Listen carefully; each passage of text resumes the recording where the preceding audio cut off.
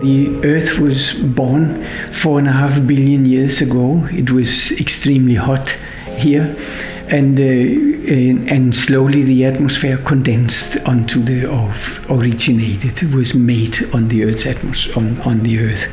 And the planets next to us, Mars and Venus, they were formed in a similar way as the Earth, and they also got an atmosphere. The three atmospheres have probably been almost identical from the very start. We do not completely understand how they formed, but they formed under similar conditions, so they must have been very similar. Today, the atmosphere on Mars and Venus is composed almost only of CO2. It's more than 95% of the atmosphere in these two planets is CO2. In our atmosphere, it's almost zero.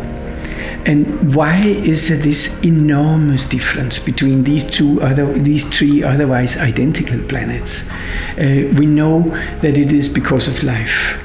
So at some stage between 3.5 and 4 billion years ago, life originated on Earth, but not on Mars and Venus. And the first life used the CO2 in the atmosphere. So it took the CO2 in and used the energy source from sunlight to split the CO2, take the carbon. So the CO2 consists of carbon and oxygen. So took the carbon to build up their body. Just like we have carbohydrates and all kind of things in our body is built on carbon.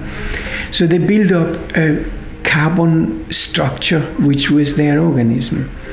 And as a waste product from this process was oxygen. So whereas we take in oxygen and we exhaust CO2, they did the opposite and used sunlight as energy source.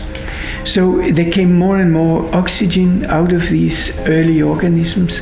In the beginning, the oxygen just disappeared in the ocean. It rusted the iron that was result in the ocean. But after maybe 1 billion years or 2 billion years, the ocean was oxidized. It could not take more of this. You can call it pollution. For the organisms, it was a strong pollution with oxygen. Today we see it as an energy source, but for them it was a pollution.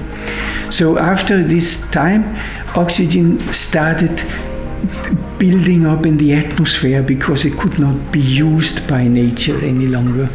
So the oxygen content increased and increased, and when it was above a few percent, these organisms, they died out. Because of this oxygen. Because oxygen is so very reactive, and it's actually a miracle that we can manage oxygen in our body. So it reacted with their bodies and they died out. They couldn't live there. But in the surroundings where they were, we see the remnants of where they have been living. It's called stromatolites. It's such sediments in low water in the oceans mainly. Around in these colonies of these early organisms, there have been a higher oxygen content. So there have been some organisms that developed into be able to sustain these organisms.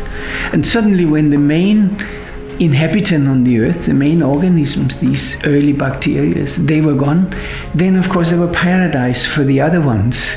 They were open and they could use all the resources around them. So oxygen using organisms starts developing.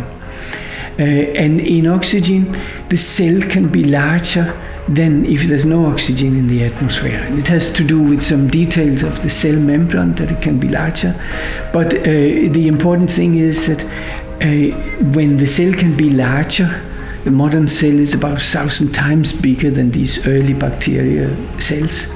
Then it can be structured, so it can have a cell inside the cell, a core where the genetic material is isolated, the DNA with the information of our genes. So in every of our cell, there is such a core where the DNA sits inside. And it's fascinating, but a whole subject in itself, that every single cell in our body, there are more cells in our body than there are stars in the galaxy, in the Milky Way.